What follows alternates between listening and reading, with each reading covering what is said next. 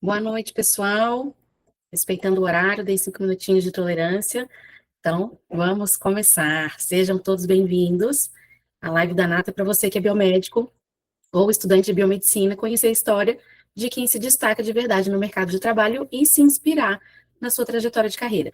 Eu sou Renata Araújo, biomédica especialista em inteligência de mercado, e o tema do episódio de hoje é biomédica na histocompatibilidade. Eu trouxe aqui como convidada a biomédica Letícia Cardoso. A Letícia é biomédica formada pela UFMG, ela se formou em 2020, habilitada em Biologia Molecular e Análises Clínicas e especialista em Genética Molecular pela FUMEC. Ela atuou como especialista em genética molecular no Grupo Pardini e no Laboratório Basques Diagnóstica, no diagnóstico molecular de doenças infecciosas. Atualmente, ela é analista de histocompatibilidade na Fundação, no laboratório público, né, da Fundação Hemominas, e mestranda em Biologia Celular pela UFMG. Então, Letícia, seja muito bem-vinda. Obrigada por aceitar o convite. Deixa eu aproveitar, gente, que, ó, só para avisar que a live está sendo gravada. Olha que linda, gente, Boa noite. trabalhando. Boa noite. Dei um upgrade aqui, porque eu estou na fundação ainda, mas se Uhum. aparecer aí, né? Deu uma melhoradinha. Tudo bem, gente? Boa Tudo noite. bem, boa noite. Que bom te ver. Eu também, Renata. Quanto tempo, né? Pois é, muitos anos. Eu e a Letícia, a gente trabalhou juntas por um breve momento na época do Covid, né? E aí eu quero saber também tudo o que aconteceu desde então. Você estava recém-formada na época, né? Você formou bem no olho do furacão do Covid. Então, É, temos aí muitas perguntas. Então, vai vamos lá. começar, vamos aquecer. Então, a sua formação foi na UFMG, né? Você saiu habilitada em Biologia Molecular e Análises Clínicas. E o que te motivou a escolher essas duas áreas como habilitação? O que isso te ajudou nos primeiros passos da sua formatura até ingressar no mercado de trabalho? Bom, Renata, na verdade, as análises clínicas é a habilitação que a gente já sai pela UFMG, a gente já é direcionado a ela, né? E eu não queria perder essa habilitação, foi o meu último estágio, mas eu tive a grata surpresa de fazer um estágio também aqui na Fundação Hemominas que eu trabalho hoje, em um outro setor, não é o setor que eu trabalho hoje, e esse estágio de quase 2 anos que me habilitou em biologia molecular. E já era no diagnóstico, na triagem molecular de bolsas de sangue. Então, assim, eu me apaixonei não só pela fundação, mas também pela biologia molecular, e acho que aí foi o start para eu definir aonde eu queria chegar na minha profissão. Então, a paixão veio desse estágio e eu comecei nele no meu terceiro ano de faculdade e não quis mais sair, e quis só me especializar e sabia que o que eu queria estava na biologia molecular. E, assim, para o pessoal que não sabe ainda, eu trabalhei com a Renata até antes de formar.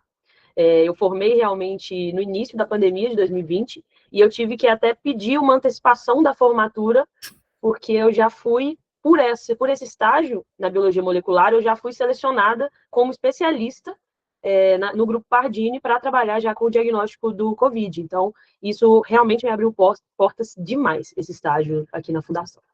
E você foi para a sua primeira experiência, então, já bem preparada, porque você ficou muito tempo aí na fundação, né?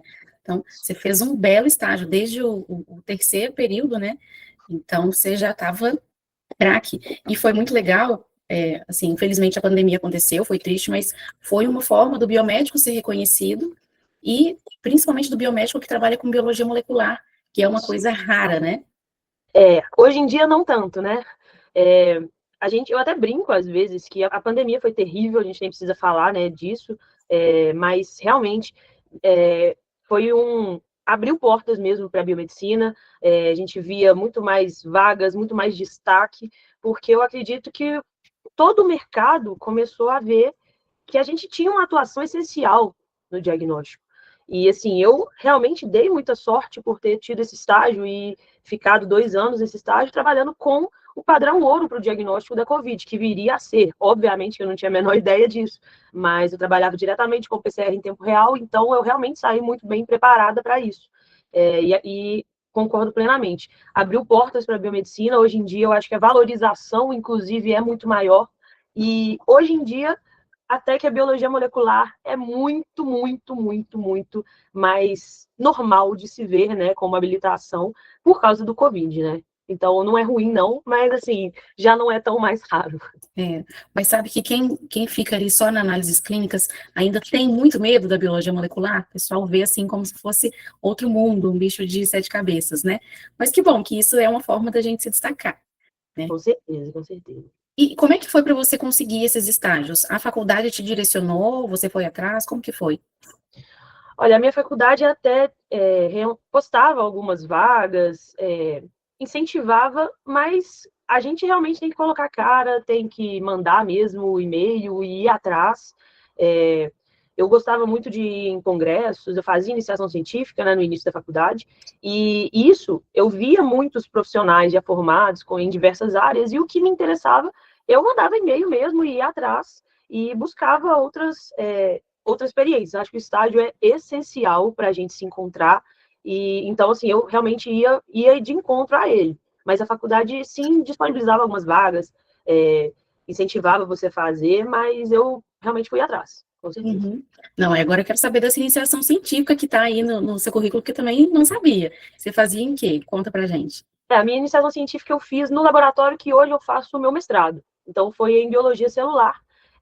Eu trabalho muito direcionado à patologia, trabalho com câncer de próstata no meu mestrado. Então, eu já fiz muito direcionado a isso, saí completamente para a biologia molecular. E depois acabou que no mestrado eu consegui trazer um pouco da biologia molecular para o meu laboratório de biologia celular, mas foi isso.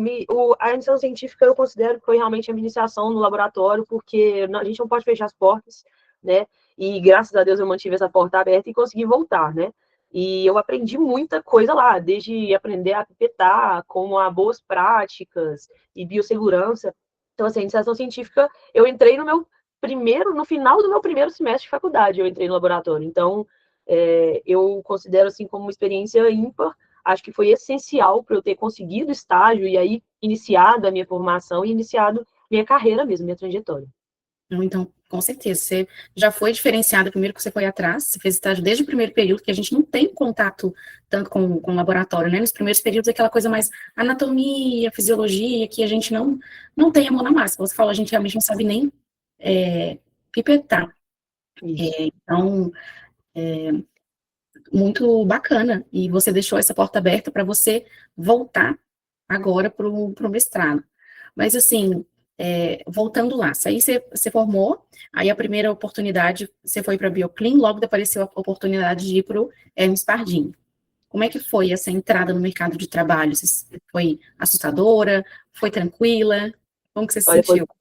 foi extremamente assustador. Acho que foi um pouco ímpar, né? Porque foi realmente no início da pandemia, então não tinha ideia de nada, já estava com o assustador da doença, né? Do período que a gente estava passando, e o assustador do meu primeiro emprego como biomédica mesmo. Tinha tido outros empregos, mas nunca como biomédica. E assim, você já entrar com um papel tão importante foi assim muito assustador, mas eu acho que mais uma vez o meu estágio me propiciou saber o que fazer. Tive também uma equipe muito bem preparada que me acolheu e me ajudou, sabendo que era o meu primeiro emprego. E eu estudei muito para isso, me preparei muito para isso. Então, assim, foi muito assustador, mas foi um assustador que deu para levar. Mas sim, Uhum. foi muito assustador, sim. É porque essa transição, ela costuma ser difícil, né? Da academia para o mercado de trabalho. Você sente que teve alguma coisa, assim, que, de repente, a faculdade não te preparou para o mercado de trabalho? Ah, muitas coisas, muitas, muitas e muitas coisas. Hoje eu falo com os estagiários que eu tenho contato, com as minhas alunas de iniciação científica, eu falo muito com elas isso. A faculdade, ela te dá base, a UFMG, eu não tenho o que dizer, é uma faculdade muito boa, ela te dá base, ela te dá oportunidades, e ela te dá um nome que você carrega para sempre com você, você é muito bem visto por causa da sua faculdade, mas é outra coisa. Você precisa se preparar. O mercado de trabalho te cobra de uma forma que a universidade não te prepara. E estágios são muito bons, sim. Só que você tem que saber aproveitar estágios, você tem que saber aproveitar a sua iniciação científica e ter contato mesmo com o profissional. Eu vejo muita gente, e eu falo isso com as minhas estagiárias até.